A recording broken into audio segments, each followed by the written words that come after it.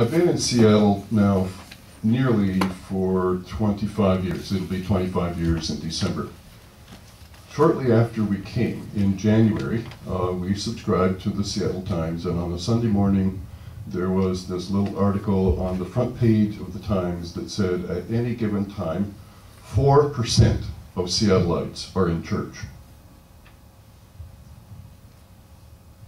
We are in that region of the world that has been labeled by a study on Christianity by religion. We are labeled the none zone, because more people in the Northwest, if you give them a religious survey and ask, are you Roman Catholic, Methodist, Episcopalian, Presbyterian, Lutheran, or whatever, and finally down to none, more people in the Northwest claim none than in any other part of the country.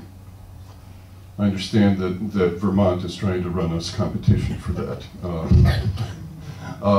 But we live in an area then where the bulk of people say it's a nice day outside. Why would you bother to stay inside? You can either relax and read the Sunday paper or go golfing or fishing or whatever, but why bother with something like this? In chapter 10 of Matthew's Gospel, Jesus, let me back up. At the very end of chapter 9, Jesus had looked out at the crowds and saw that they were like sheep without a shepherd, and he is moved with compassion, and he says, pray the Lord of the harvest to send out laborers, and immediately after that he calls his disciples together. He appoints 12 of them, and for the first time in the New Testament he calls them apostles, a word that means send out ones. And he sends them out to do the very kinds of things that he had been doing. Chapters 8 and 9, Jesus completes a series of 10 acts of God where he heals people who are sick, he touches people who are unclean, he crosses virtually every boundary that there is to be crossed. He does some of it on the Sabbath day, and he wasn't supposed to. All kinds of things, like he deals with Gentiles, who were those foreigners, those other people that you shouldn't have anything to do with. They're unclean. He does all of that. And now he sends out these apostles to do the same thing. He doesn't say, because this is happening, everything's going to be fine. In fact, just a little bit earlier, he said it's going to be a time when a man will be against his father, a daughter against her mother. Right. That the people who will be opposed to him and to you are going to be the people of your own house. Matthew is addressing a situation in his gospel late in the first century. Jesus died, we think he wrote about 80 to 85 AD, and Jesus died about 30 AD. So we're about 50 years later, a generation or two. Christians under Nero in 65 had been fed to the lions. People are not liking what Christians are doing. So he's warning them, you're going to be in a situation where if you are of a Jewish background, your children are going to say, Mom, Dad, the rabbis still tell us the Messiah hasn't come.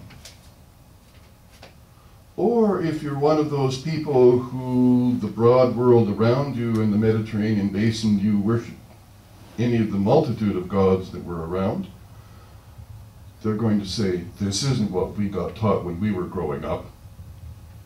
Why have you changed? It's not a whole lot different than our own world.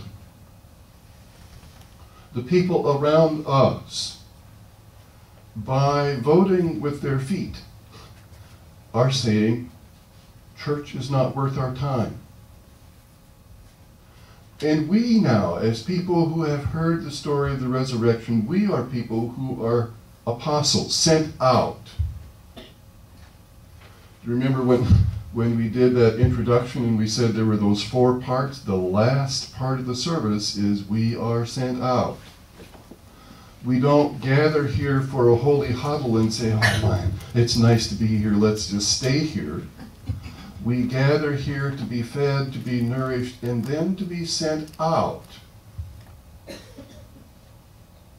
Hopefully not to duck and hide, lest anyone should find out we're Christians. We don't want anybody to know. It might be embarrassing. So, we are these people who are sent out. The words that we have for our lesson today are the closing words of chapter 10. Whoever welcomes you welcomes me, and whoever welcomes me welcomes the one who sent me, namely God. Jesus is saying that we who have the task of sharing with the world around us the good news about the one who died and rose again. After all, when Matthew writes his gospel long after Jesus died and rose, he is talking about the risen Lord. It's not a secret any longer.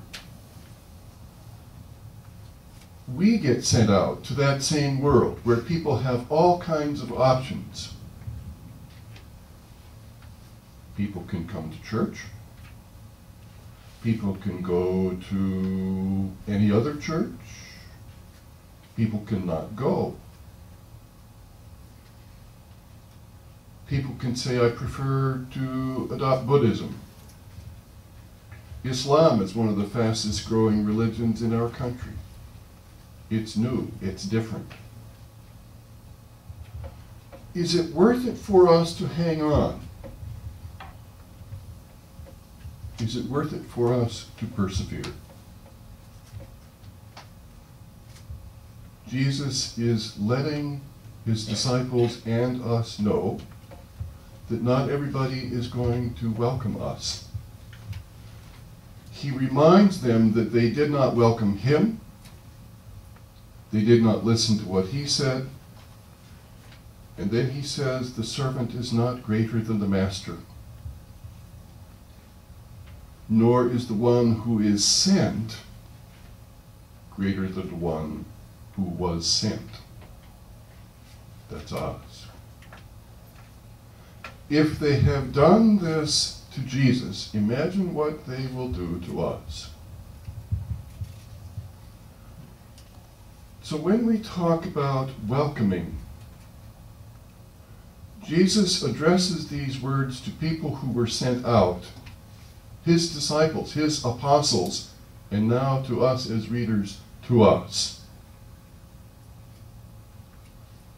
with the reminder, he's the one who is either being welcomed or not welcomed.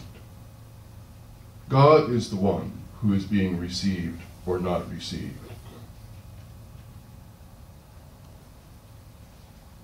In the ancient world, they didn't have telephones, radios, telegraph, jet planes.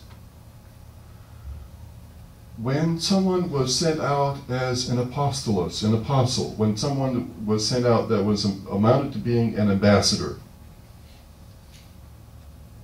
they were sent out, but when out there, since they can't call home and get further direction, you go out with all of the authority of the one who sent. We, as the people of God, address our world with all of the authority, with all of the news of the risen Christ. So what might that mean? Jesus said, heal the sick, raise the dead. So how do we address the people around us? With words that say, do you know this disease may possibly take your life? Do you know that with this disease, this is not God's best intention for you? Do Do you know that when Jesus walked the face of the earth, he touched people and healed them to let them know that wasn't what God had in mind for them?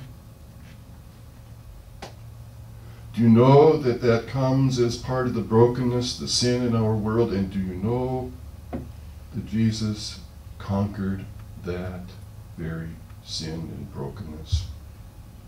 That the world killed him and that he rose victoriously over that? Could that possibly be a message of hope for people who are in suffering? For peoples whose relationships are broken and mangled?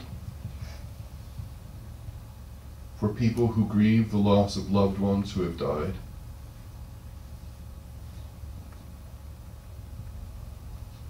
So Jesus urges that people welcome these messengers, welcome us.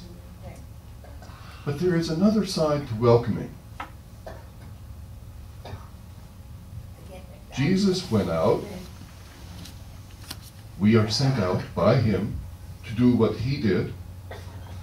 And when he went out, he addressed all kinds of people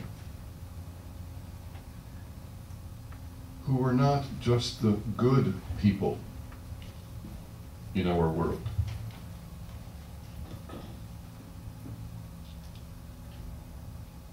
Now, as sent out ones,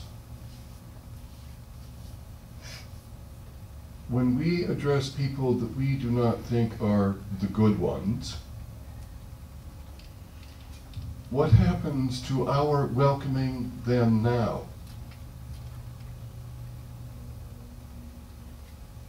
Jesus crossed racial boundaries. Jesus crossed ethnic boundaries. Jesus crossed religious lines. How do we go about the business of welcoming that other person now out there and seeing in that person that if we welcome that person, we welcome Christ? And if we welcome Christ, then we welcome God. So there are two different ways to perceive these welcomings in this lesson. One is, will we be welcomed in the midst of a world that is highly non-Christian in our own territory? We are one of the biggest mission fields in the entire world. That's one kind of welcoming.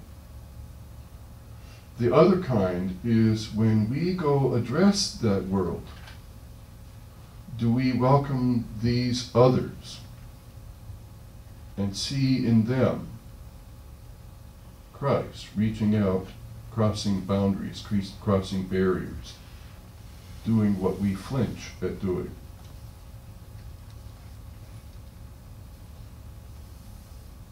Whichever way we understand this, in whichever way we apply this in our own lives, always we understand that behind that is the word of one who sends.